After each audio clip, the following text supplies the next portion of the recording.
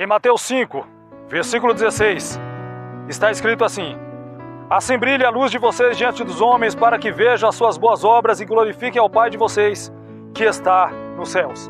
Então nós vemos que há um chamado da parte do Senhor Jesus Cristo, para que nós venhamos a ser luz do mundo, e essa luz, ela tem que brilhar em nós, para que as pessoas vejam a diferença daqueles que servem a Deus e aqueles que não servem. E esta diferença é que vai fazer com que as pessoas glorifiquem ao Pai que está no céu. Essa é a nossa reflexão de hoje. Vem comigo.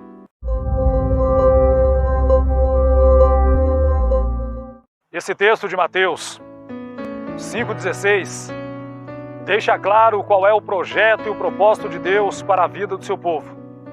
Ser justamente um povo que venha trazer uma luz que brilhe em meio às trevas. O mundo no qual nós estamos habitando, na sua praticamente maioria, não serve a Deus. São pessoas que preferem servir aos seus próprios desejos, caminhos e, é claro, servem aos projetos e propósitos do diabo e não servem a Deus. Mas nós fomos chamados pelo Senhor Jesus para sermos luz do mundo.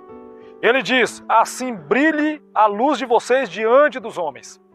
Diante das pessoas, a nossa luz precisa brilhar. Mas o que eu acho mais interessante é que justamente aquele que é a luz do mundo, Cristo, ele nos tem chamado para ser luz. Automaticamente o brilho que nós vamos ter, a iluminação que vai ter na nossa vida não é nossa, não é de forma natural nossa, mas sim o próprio Senhor Jesus que nos confia este brilho e a sua própria luz. Quem anda em Cristo não anda em trevas, mas tem a luz da vida. E nós, olhando para algumas pessoas dentro da palavra de Deus, vemos a diferença de pessoas que serviam a Deus, tanto na antiga aliança quanto na nova aliança. Pessoas que tinham a luz de Deus nas suas vidas. E isto fez toda uma diferença. E é claro, as pessoas observaram isso. Por exemplo, na vida de José, Gênesis 41, 38 e 39 diz assim: e disse Faraó a seus servos: acharíamos um varão como este em quem haja o Espírito de Deus? José está totalmente fora da sua pátria, da sua terra, está distante da sua parentela, da sua família, mas mesmo assim José brilhava, José fazia a diferença. E o texto é muito claro: este homem, Faraó, vê em José algo que ele não viu em ninguém mais, o Espírito de Deus. É esta luz que nós precisamos, é este brilho que nós precisamos, que fará toda uma diferença. 39. Depois disse Faraó a José: pois que Deus te fez saber tudo isto, ninguém há tão inteligente e sábio como tu. Então agora José está sendo convocado pelo próprio Faraó para ser governador do Egito. A luz de Deus na vida de José está brilhando e as pessoas estão vendo isso. E este homem aqui viu essa diferença na vida de José.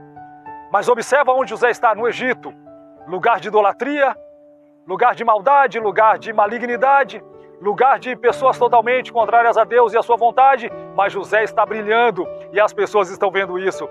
José está ali como se fosse um luzeiro vivo no Egito. E é claro, o nome do Senhor está sendo glorificado. Uma outra pessoa que eu vejo, Davi, 1 Samuel 16, a partir do 17.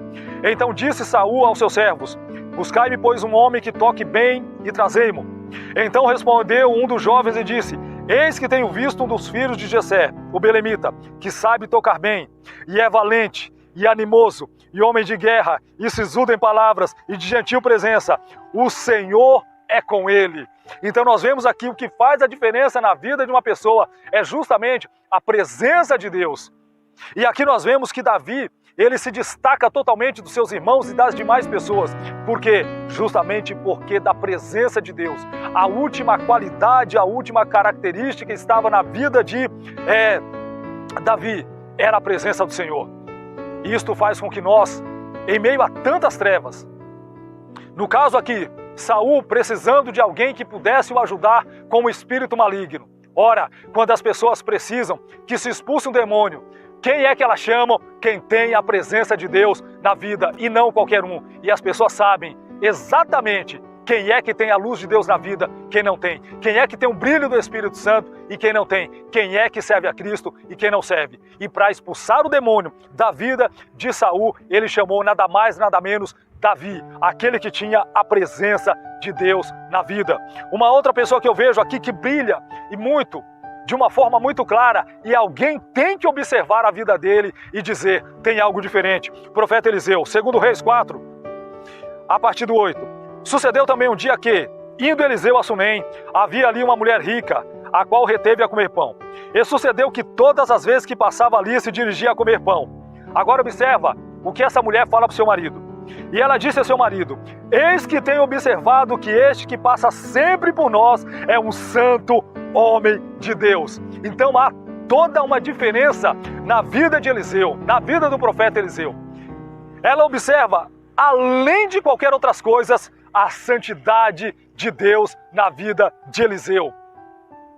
E é interessante que esta mulher, ela manda construir o que? Um quarto, para que quando Eliseu passasse em Sunem, ele fosse ali se repostar, se abrigar, ele fosse ali dormir, ele fosse descansar. Esta mulher está querendo para dentro da casa dela, nada mais do que a presença de Deus que estava na vida do profeta Eliseu. Então, por onde Eliseu passava, a santidade de Deus estava indo. E as pessoas com certeza observavam isso. Essa mulher, ela é muito clara, muito enfática naquilo que ela diz. Eu tenho observado, eu estou de olho neste homem e vejo que há algo diferente nele. Na vida dele há a presença da santidade de Deus. Ele é um santo homem de Deus. Assim nós temos que andar na sociedade onde nós vivemos. As pessoas precisam ver que há diferença, mas uma diferença gritante mesmo, entre aqueles que servem a Deus e aqueles que não servem. Uma certa feita, dentro de uma empresa, passando aí em meio a centenas de pessoas, alguém me chama e me faz uma pergunta. De qual igreja você é? Ela nem perguntou se eu era cristão nem nada, ela pergunta, de qual igreja você é? E eu fiz uma pergunta para ela, o que te leva a crer que eu sou cristão, que eu sou crente? Ela falou, eu tenho observado as pessoas aqui, você é diferente. Eu não estava com Bíblia, eu não estava de terno, nem gravata. Eu estava simplesmente com a roupa do serviço.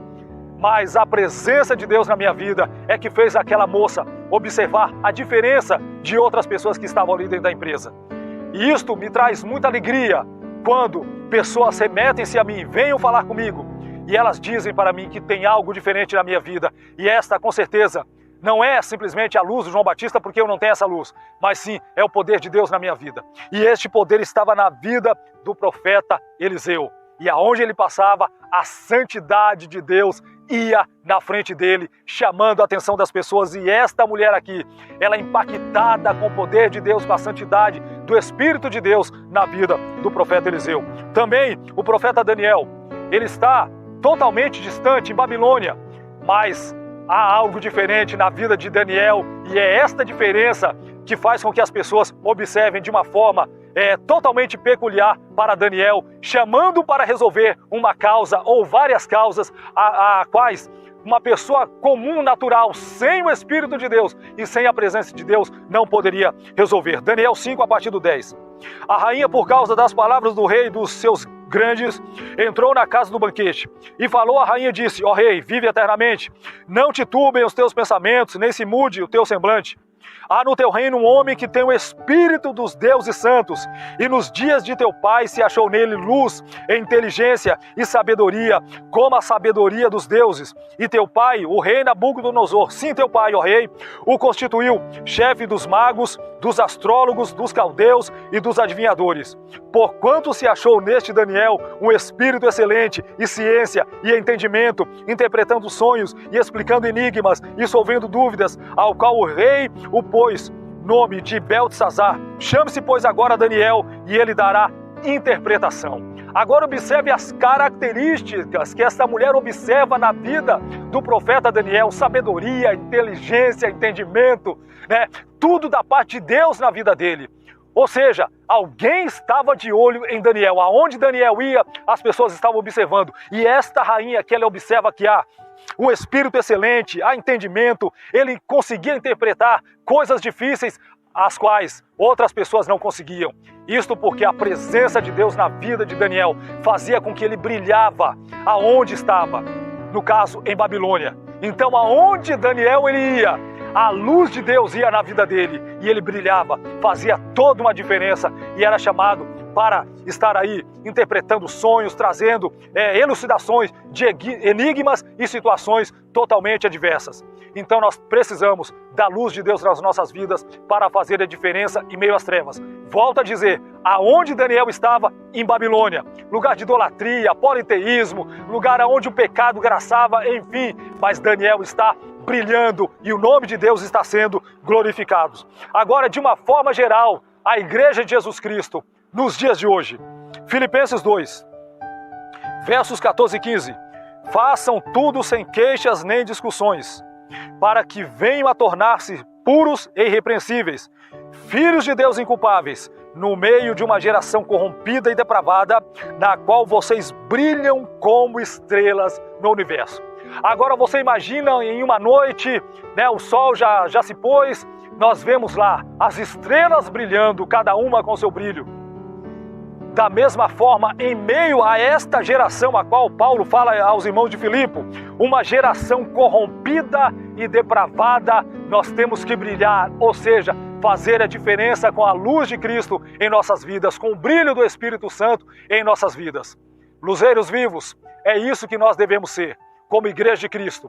Para onde passarmos, ficar a marca do poder de Deus, da presença do Espírito Santo. E é o que Deus fala para Ezequiel. Olha, eles aceitando ou não, eles vão ter que reconhecer que passou um profeta no meio deles, quando o profeta Ezequiel estava ali pregando. Da mesma forma, a geração de hoje precisa reconhecer que ainda existe verdadeiros servos de Deus, que servem a Ele em espírito e em verdade, em meio a tanto pecado, em meio a tanta depravação, em meio a tantas pessoas que não querem saber de Deus. Nós precisamos fazer a diferença e brilhar como luzeiros vivos. E é claro, o nome do Senhor há de ser glorificado. Deus te abençoe com esta palavra e seja você também um luzeiro vivo. Brilhe aonde você estiver, com a palavra de Deus no teu coração e a presença do Espírito Santo. Esta é minha palavra para a tua vida e que Deus te abençoe em nome de Jesus.